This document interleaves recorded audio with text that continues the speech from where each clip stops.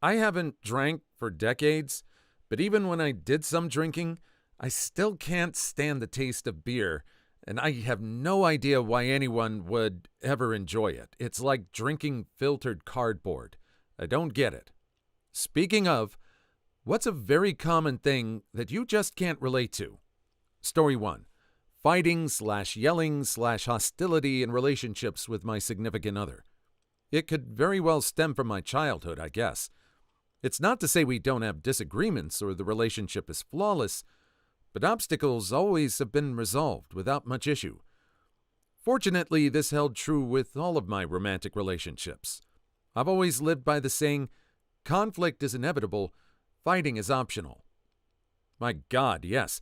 People all around me think it's normal or even desirable, and I'm horrified when I see them screaming at each other and saying stuff designed to hurt the other person.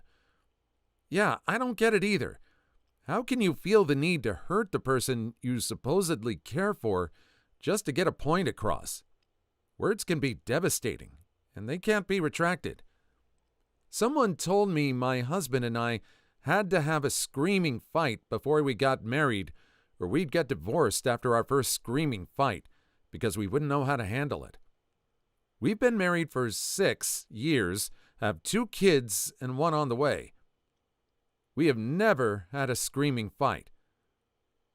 Do we have a disagreement? Yes. Have we gotten frustrated with each other? Yes. But we do not scream. That's not going to accomplish anything. Taking some time to organize our thoughts and eat some humble pie and then talking about it is what helps us. I can't imagine screaming at my husband, and he's been with me through 2 labors. That hostility makes me so uncomfortable. Why do people treat those they love so horrible? This one. Everyone's like, all couples fight. No. No, they don't. Not what most people picture as a fight, anyway. And there is a difference between those who still sort their issues just constructively and not what one would register as a fight to anyone, and those who just don't sort anything. I was in the latter situation when I was married. That wasn't good. I'd basically realized nothing was ever going to improve, so I stopped bringing up the things I needed. I'm in the former situation now. It's great. My partner and I sort things, bring things up with each other, etc. We just don't get all offended that the other person has needs or raise our voice to each other or anything like that. I dated one guy in the past who thought big screaming, insult-laden fights were normal, and I've never found anything as startling in my life as the first time he lit into me like that. I think I just sat there and waited for him to stop yelling and then said, "Who even talks to another person that way?" Which only made him madder. Of course, the situation did not last. That was a given. I agree. I don't get it either. I'm not saying stifle your emotions just to save face or something like that. Maybe you do get emotional when you're in disagreement.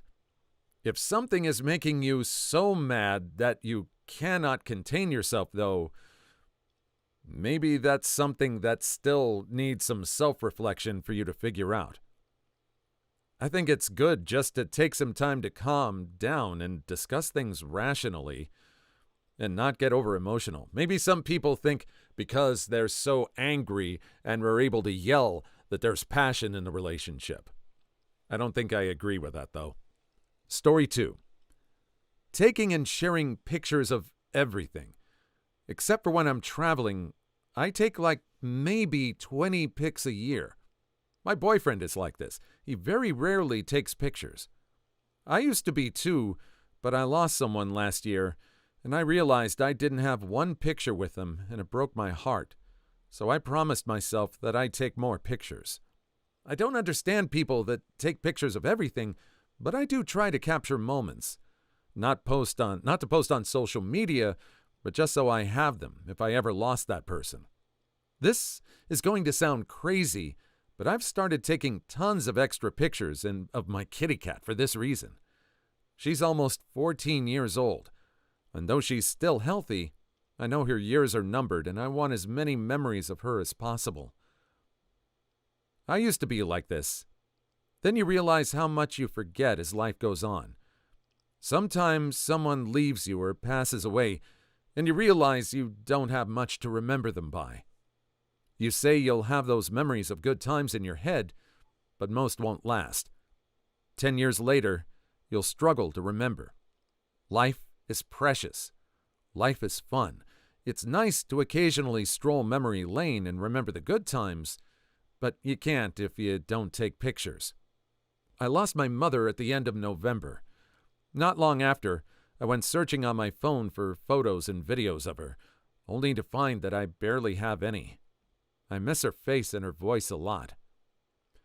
I think we are fortunate to live in a time where we have digital cameras and digital photos. We have the space to store enormous amounts of information. I know personally, because I do videos and voiceover, I have to take a lot of pictures and keep up with social media, but I think there's a happy medium for other people. There doesn't have to be a whole ton of pictures, but maybe take a little more. It doesn't take that much to store it, and you will have a lot of memories for later on, after those times have passed. Story 3. Loving and wanting to spend time with your family. Had a terrible, awful childhood. As an adult, just lots of toxic interactions whenever anyone from my family got involved in my life, so all cut off. When I see people posting about their family and how much they love them, I just don't understand it. I don't understand my fiancé missing his mom, etc. I know I'm the anomaly, but I just can't relate in any way. I understand why people love their family, but for me, it's people who hate their family and still talk to them. Read it on here all the time. My parents demanded I name my child something or they'll disown me. Or, my family spent all my inheritance and said tough luck. Why even have those people in your life?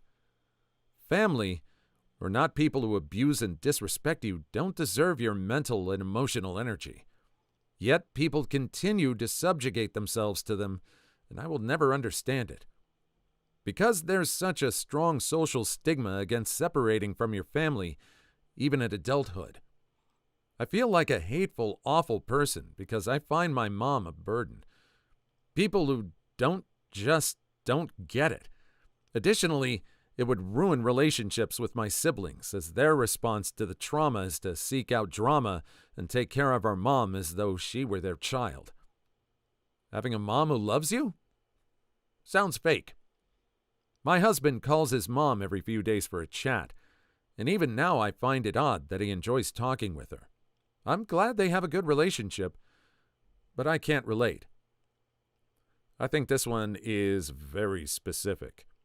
I'm sure we all have our issues with our family. I would be kind of interested in meeting the person who has no issues with their family.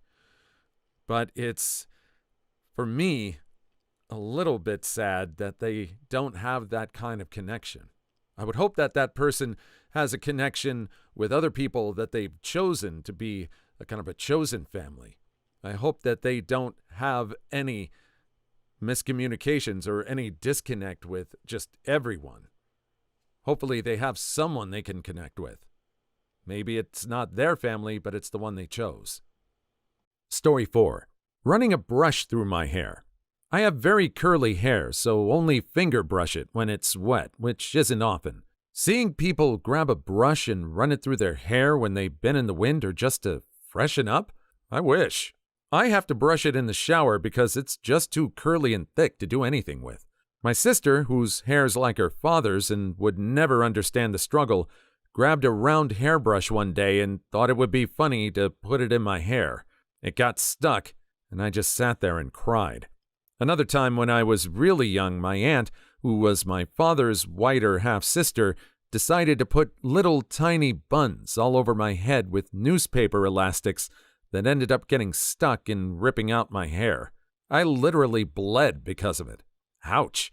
My dad is who I got my curls from, and so he knew to brush from the tips to the roots, whereas my mom didn't and would try getting a brush through from root to tip.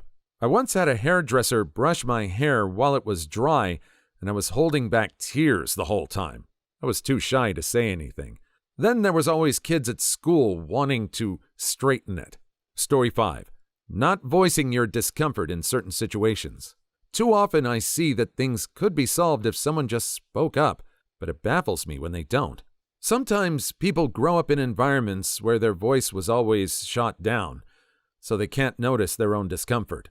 So one day I was stressed because I had an awful day at work, and I had very limited time before my evening classes to prepare dinner and clean the kitchen, and my husband had the audacity to be upset because I didn't have time to eat dinner with him. I apologized to him and cried, but could not understand why I was upset. I could only think it was not his fault and I was sorry for him.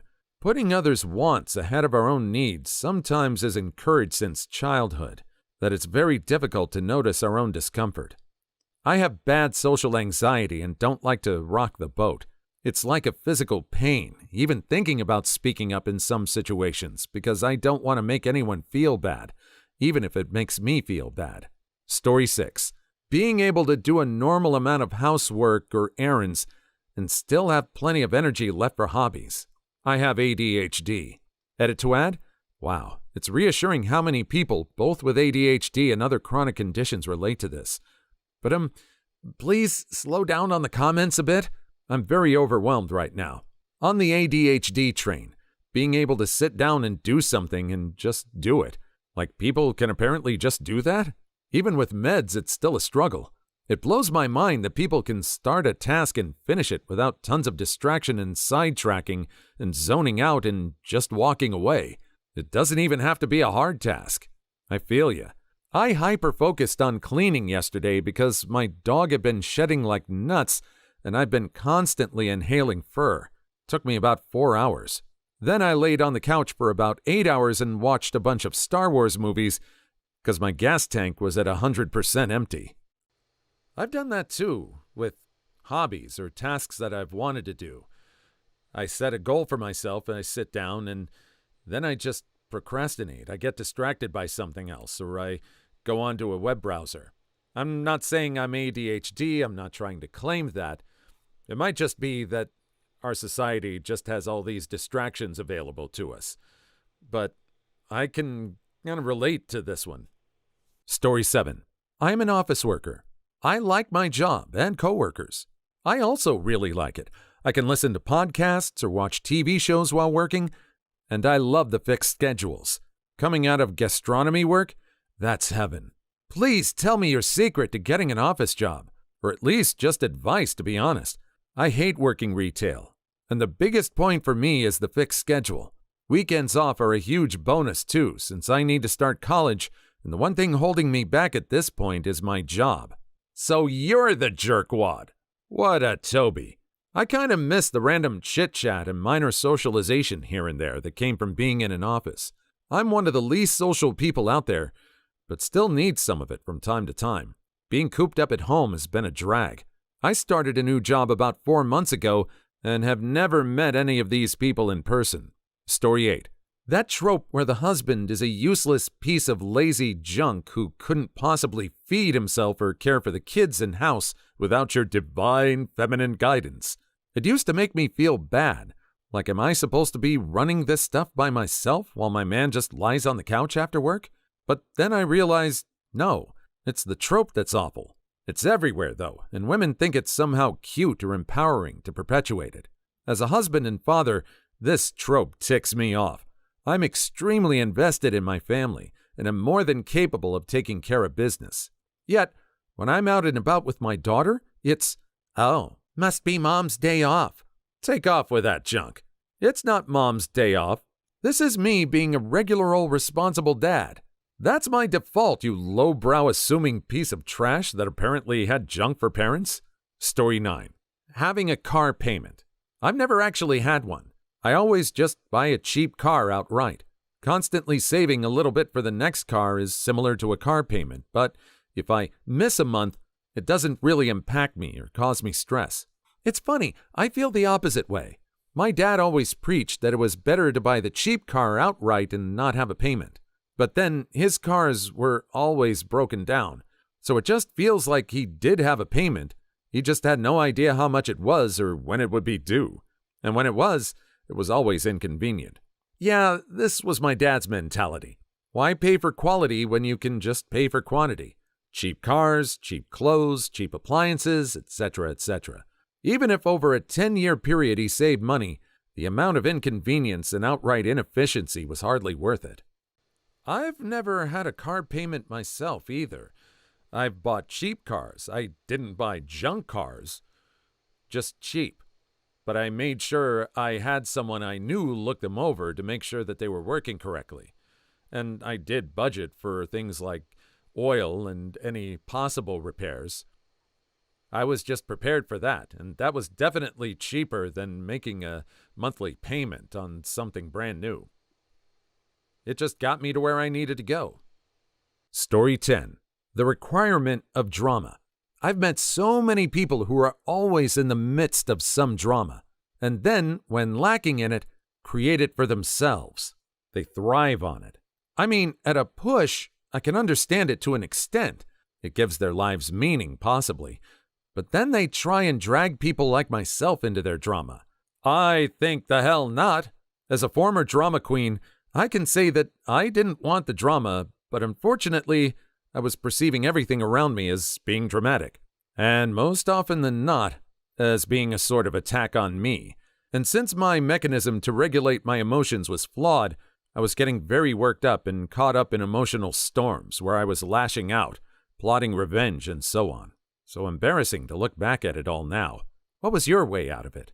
Story 11. Having dreams and aspirations.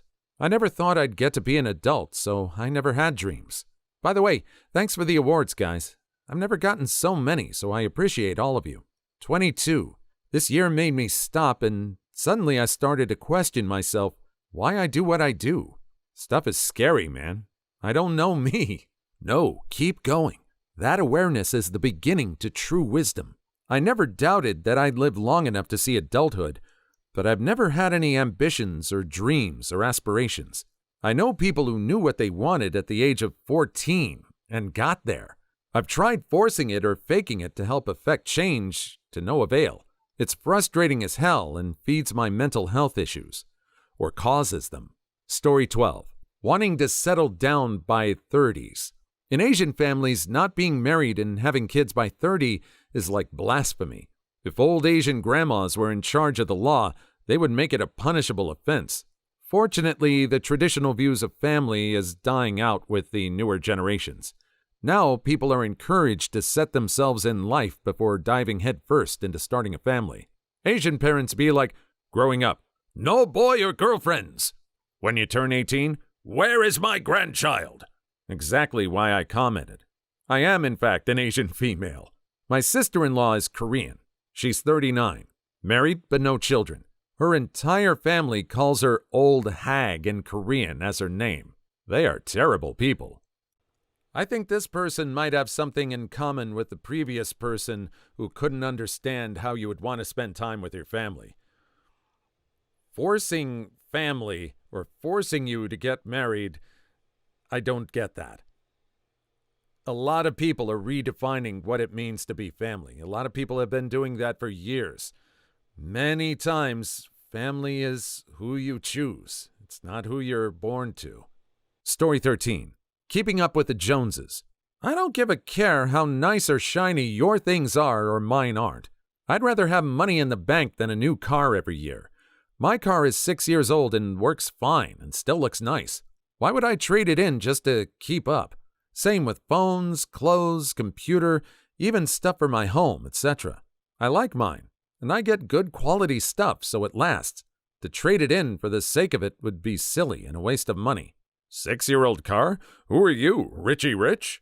You're acting like a 6-year-old car is old. I do agree with the rest of your comment, though. Please like and subscribe if you made it this far. I hope you'll enjoy the rest of the video and have a wonderful day. Story 14. Being quiet late at night when your parents are asleep. My parents are deaf. Damn, what a life. Not being afraid of being heard? Well, not by your parents at least. I don't know about siblings. So many possibilities. I'm stressing just at the prospect of being a child and knowing if something happens to me in the house, I can't just scream for help. Would you quit waving your arms? I have a headache. Gives middle finger. You watch your filthy hands, young man. Corn on full blast for you whenever you want. No shame. What a life. Plot twist. They've been playing deaf for all those years just to catch you in the act and ground you. Story 15. Watching streamers. I don't really enjoy watching other people play games for long stretches of time. I also don't really like watching sports either. I guess I just don't feel the same excitement some people do for this stuff. Streamers are watched almost entirely because their fans love their personalities, I think. The games might not be very interesting, but you'll still watch because you find the streamer funny and entertaining. Same. I've only watched maybe a couple of minutes of streaming when it's a new game that I haven't gotten yet, just so I can check it out before committing. But yeah, I don't really care for streaming or esports. If a lot of you feel the same way, I'm in big trouble. Actually, I feel the opposite. I've never been a sports person. I don't get watching sports, any kind of sports. I don't hate sports. I don't have anything against sports. I just don't get it. Watching streamers play games is more what I like to do. I also like watching art streamers, people who draw and do things. Story 16. Preoccupation with lives of celebrities. Why? Why do people read about it or want to know what someone did today? Because people live through them. They feel like they're living those luxurious lives by proxy. It's kind of the same as rooting for a fictional character you're watching or reading. Only difference is the celebrities are actual human beings. Viewers or listeners come to feel and consider media personalities almost as friends. PSI is described as an illusionary experience, such that media audiences interact with personas, e.g. talk show hosts, celebrities, characters, social media influencers, as if they're engaged in a reciprocal relationship with them. Story 17. Hating your wife. At least it's common where I live. My wife is amazing, and we make each other better.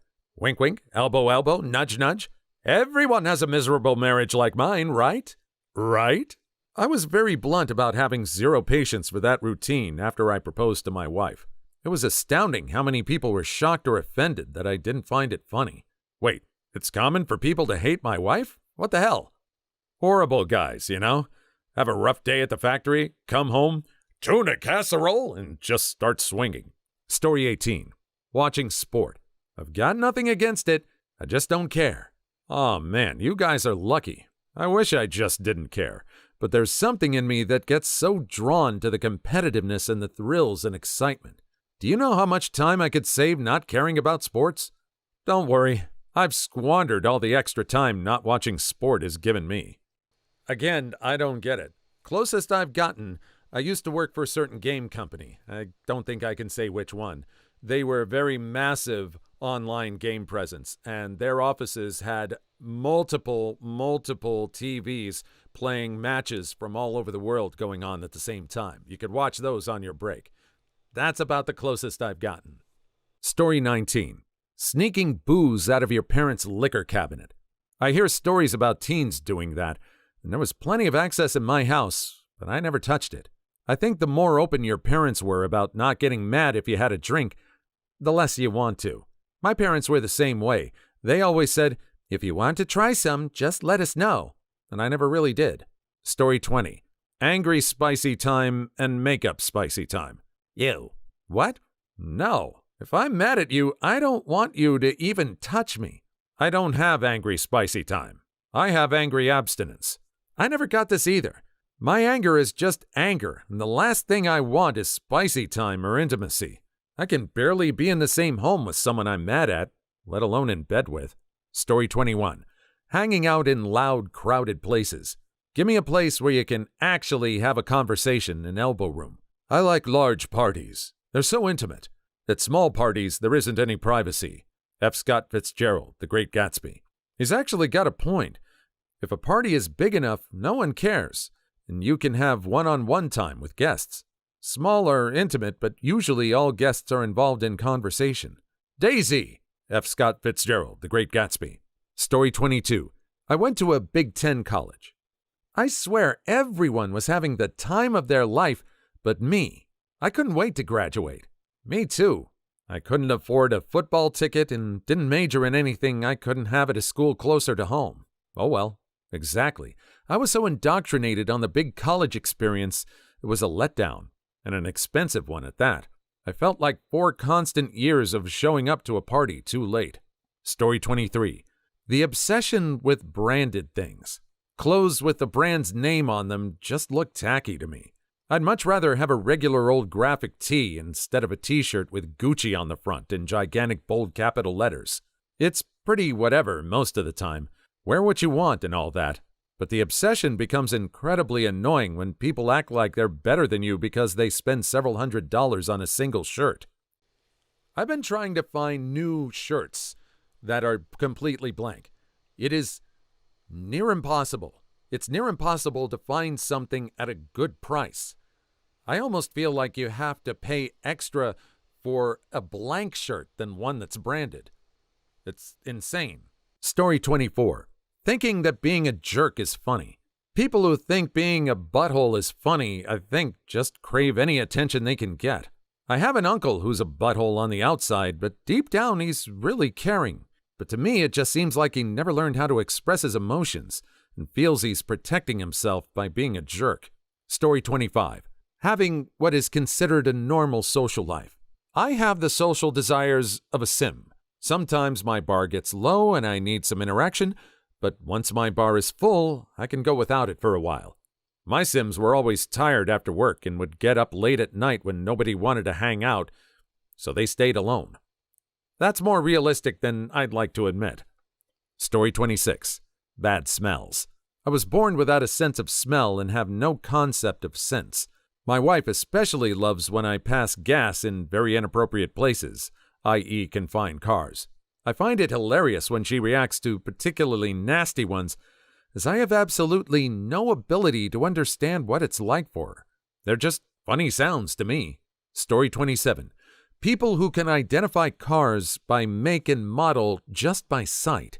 Outside of Jeeps and Volkswagens, I simply have no clue what different manufacturers look like.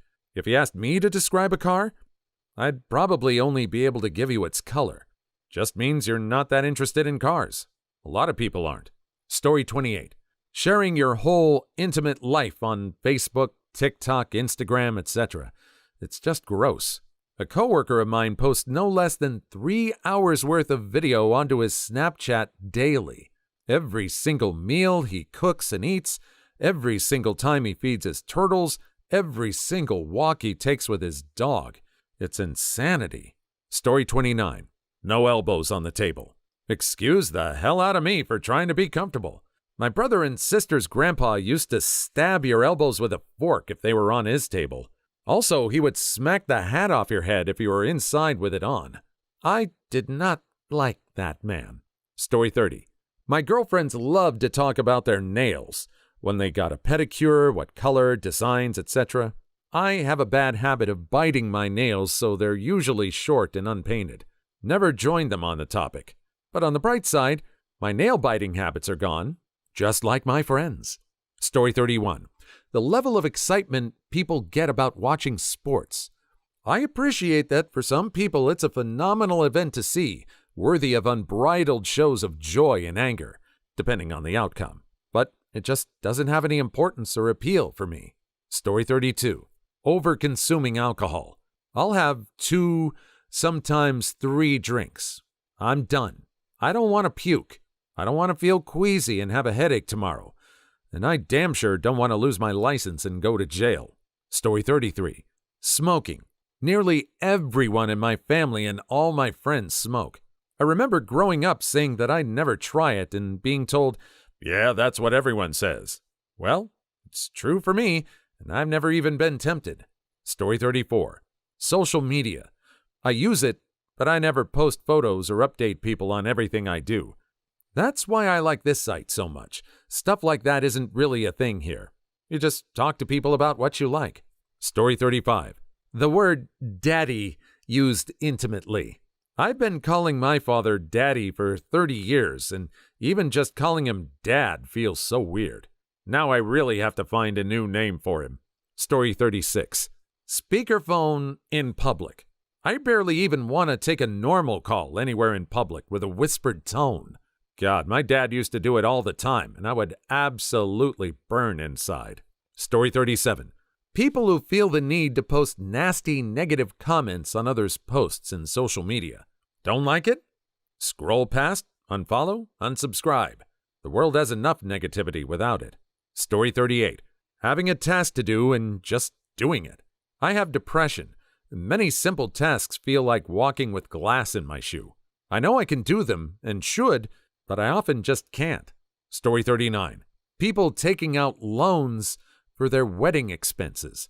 One of the number one reasons people get a divorce is money. No better way to start off your marriage than in debt, I guess. Story 40. Big expensive weddings.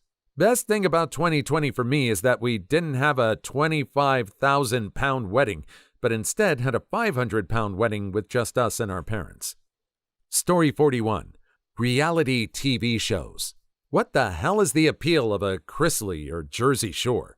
I think the point is to feel superior to the subjects of the show. Story 42. Restaurants that force their staff to act, sing, or engage in fake banter. Just make my food, please, and leave the theater to the thespians. Story 43. Internet couples that play awful pranks on each other. Like, yep, how nice it is to be cruel to one another. Many love. Story 44. Having fun with huge groups of friends. I just can't understand how it's enjoyable, no matter how much I try. And it's frustrating. Story 45. All my friends love to get dressed up, buy overpriced drinks, and take pictures. That's their idea of fun. I just don't get it. Story 46. Being afraid of the nothingness after death. I'm not afraid. The thought of feeling nothing and having no thoughts is fine. Story 47. Breaking a bone. It's not all it's cracked up to be. You aren't missing much. Story 48. Getting upset with people for things they're not in control of. Story 49. Wanting to be or get pregnant. I'd rather just not. Story 50. Gender reveal party. Story 51. Small talk. Please leave your story in the comments. I would love to make a video on them in the future. Also, don't forget to like and subscribe.